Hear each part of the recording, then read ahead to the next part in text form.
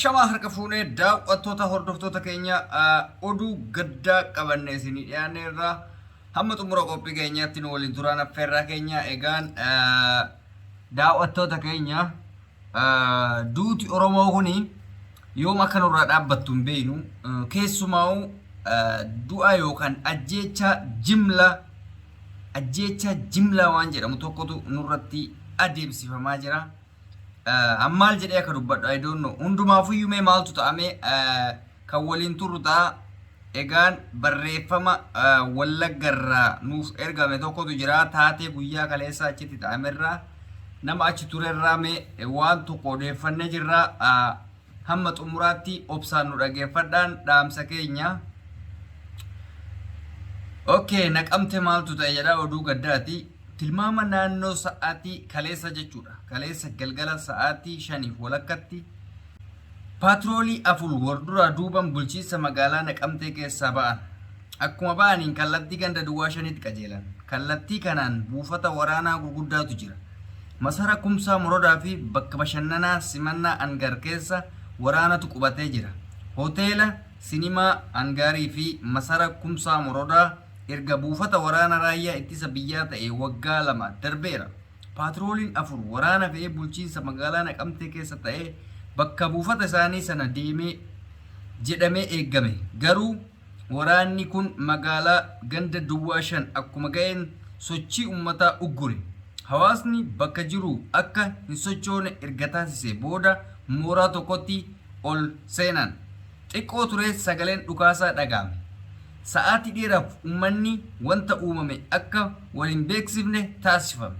Dhukaasa booda wanti tokko akka hin beeksifamne taasifame jechuudha. Okay, achi booda sa'aatii laaqanaa waan ga'eef uummanni gara mana isaatti galaa jira. Dargaggoo kana keessaa inni tokko gaafa ajjeefamu dargaggoota 5tu ajjeefame. Isaan keessaa tokko gaafa ajjeefamu hiriyaa isaa arguu lubbuusaa olfachuuf baqate. Waraanni duraanuu sochii uummataa ugguree ture dargaggoo lubbuusaa olfachuuf gadi baqatee rasaasaan rukutan. Lubbuusaa baafachuuf baqatee garuu lubbuusaa baafachuu hin dandeenye achumaan rukutamee rasaasaan rukutanii hin dhiifne jedha. Warra mana keessatti rasaasni turoobeessan ni wawwaraanan. Kan baqate gara hurufaatti ba'uu yaale.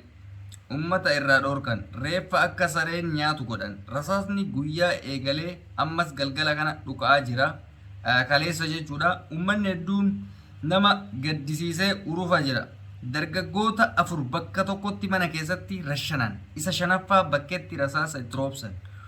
Kun kan ta'e dirree waraanatii miti. Magaalaa keessa guyyaa adiidhaan. Gocha gara jabina akkasii eenyutu qindeesse? Qaamni ajjeechaa kanaaf ajaje eenyu? Fi paatrooliin afurii waraana mootummaa qabatee deemu ajaja dhuunfatiin immoo ajaja mootummaatiin kan jedhudha. Egaa daawwattoota keenya kuni waan baay'ee garaa nama nyaatudha. Baay'ee tokkoon gaddeen dhugaa rabbiitti ilmi namaa gaafa Oromoo ta'uu isaa qofaaf gatii gaafa dhabu buu tokko sun dalayin waanum Oromoo taatee uumamtee qofa jibbamtee gaafa akka dugugamtu caalaa wanti nama gaddisiisu hin jiru. Oromoon gaafa tokkummaa jedhanii gaafa ka'aa falmadhaa jedhanii waliin dhaga'u gaafa wanti tokko galee gaafa waraanni rasaasa nutti roobsee reeffa kenna akka dinnichaa bishaan guurateetti lafaa gaafa guurrannu qofa boo'ichi hin barbaachisu jechuudha.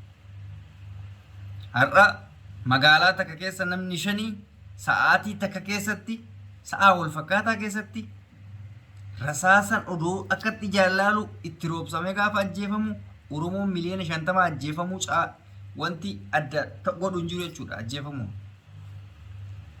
Bara mara hin gaddina bara kaan qeerroo kan godhan bara kaan hiriira irratti mee ani inni na dhibe guddaan maali beektaa? Sila hiriirri wayii jiraate tole seera kabachiisumaaf ajjeese jenna akkuma jarri jettu sanuu hin jenna. Jaratu gaafa lubbuu namaa baasan beektaa seera kabachiisuu fi jedhani gaafa hiriira wayii irratti ajjeesan. Mee haa ta'u warruma har'a immoo inni sunuu haa ta'u.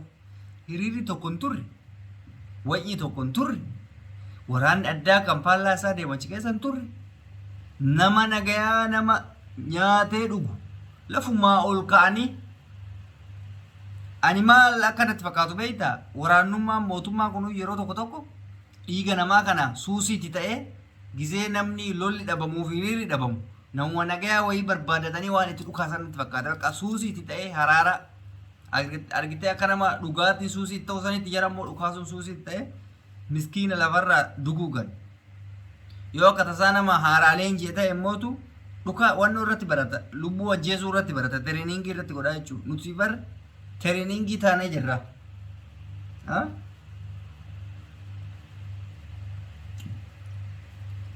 macaawachaa nu godhatan jechuudha biyya ormaa keessatti kabajaa dhabe oromoo biyya keessatti kabajaa dhabe oromoo addunyaa kana hunda irratti kabajaa dhabe oromoo maali garuu cubbuun keenya kun ani akka dhuunfaa kiyyaatti silaa oromoo ta'uu baadhe dasnaadha dhugaa feetani oromummaan dhaloota ittiin dhaladhee kaaduu hin danda'uudha malee sila ittiin dhalachuu baadhe sammuun kiyya cinqamu yeroo yerootti har'a nurraa du'e bor nurraa du'e maaloo ebaluun takka rakkatte cinqiidha jechuudha boqonnaa hin qabnu jechuudha nuti boqonnaan kenna boqonnaa sa'aatii muraasatti sanuu yeroo dogannutti kasanirraa fi harki caalu ebaluun wareegamee ebaluun hidhamee ebaluun wareegamee ebaluun hidhamee oduun kenna kanuma TV wan oromoon qabdu laala yoo TV boqqolloo san taate achitti guyyaa har'aa ebaluun wareegamee jira guyyaa kaleessaa ebaluun wareegamee jira mootummaan waraanaa akkas godha kanuma oduudha targitu liivii kana gubbattoo Facebook gubbatti ilma haadha akkana isin gandii warra akkasii akkas taate eegana akkana goote nutu goota isin goonaa miti kana qaba Facebook gubbaa immoo biyyattoo miskiinni dalagaaf odoo olii gadi fiigu rasaasa waraanni tireeningii irratti godha irratti talamaamada irratti barata mallamaamachaa godhatee dhukaasa achi booda reeffa suuraan kaasanii waan sadi bukeessaa ammoo sabanni fide ka ajjeesellee suuraa kaafatee deema suuraa wajji ka'ee gootummaa ofii argisiisuudhaaf kanaaf ajjeechan uummata oromoo haa dhaabbatu akkanumatti warra bosona jiruu fi namoota onnee qaban hidhachiisatiniin waagaa mootummaa kanatti haa kennu kasanirraa hiriira baajettee lubbuu kee hin baasin obboleessa kee lubbuu akka hin baasifne biyyatti gaafa oromoon dhugumaan tokkoomtetiniin gadi baate wajji gabba'ee rakkoon qabu gaafa yoo duutellee lubbuun kee homaa miti oromoof duute garuu warra kophaa gabbaatee yoo duute oromoonis galata siin hin jiru atis waan barbaaddu isa hin argattu dhaloonni keetillee waan ati wareegamteef isa hin argattu mee fakkeenya waan Hacaaluu